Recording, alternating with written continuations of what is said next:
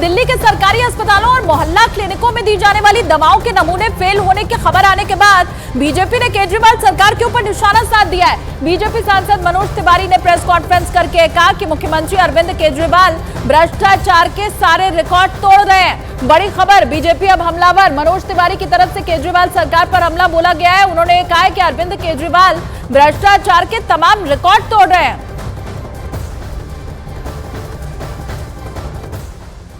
अरविंद केजरीवाल वो व्यक्ति हैं जो कानून का पालन नहीं करता है। अरविंद केजरीवाल वो व्यक्ति है जो नकली दवाओं का व्यापार करवाता है। अरविंद केजरीवाल वो मुख्यमंत्री बन गए हैं जो भ्रष्टाचार की एक कम समय में सबसे बड़ी रिकॉर्ड बना देता है।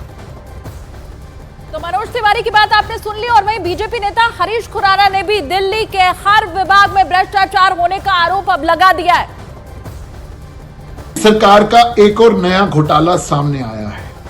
इस बार है दवा घोटाला। अरविंद केजरीवाल सरकार का ऐसा कोई डिपार्टमेंट नहीं है जिसके अंदर भ्रष्टाचार नहीं हुआ हो।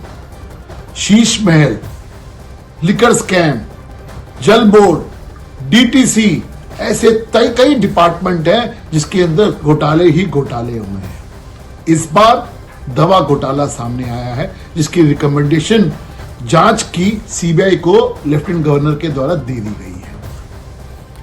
और वहीं विजिलेंस विभाग की रिपोर्ट को ही आधार बना करके दिल्ली के उपराज्यपाल विनय कुमार सक्सेना की तरफ से सीबीआई जांच की अब सिफारिश की गई है। मुख्य सचिव को लिखे लेटर में उन्होंने जो बातें कही हैं वो आपको बता देते हैं। इस लेटर में लिखा गया है कि लाखों मरीजों को दवाएं दी जा रही हैं और इनके ऊपर चिंता जताई गई है एलजी की तरफ से। उन्होंने कहा लाखों मरीजों को दवाएं जो दी जा रही हैं वो चिंताजनक है। 43 दवाओं के जो नमूने भेजे गए थे, 3 नमूने उसमें से फेल हो गए। 12 नमूनों की रिपोर्ट अभी आना बाकी बताया जा रहा है। तो मतलब 10% दवाओं के नमूने तो फेल ही हो गए।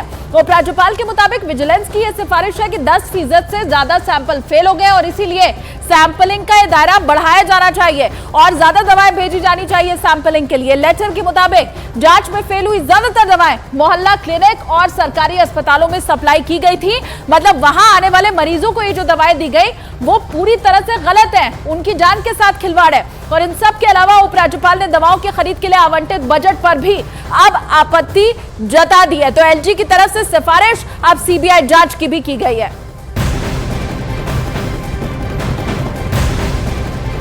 और वहीं सूत्रों के मुताबिक इस पूरे मामले में दिल्ली की केजरीवाल सरकार का यह आरोप है कि इस बारे में उपराज्यपाल से पहले ही शिकायत कर दी गई थी।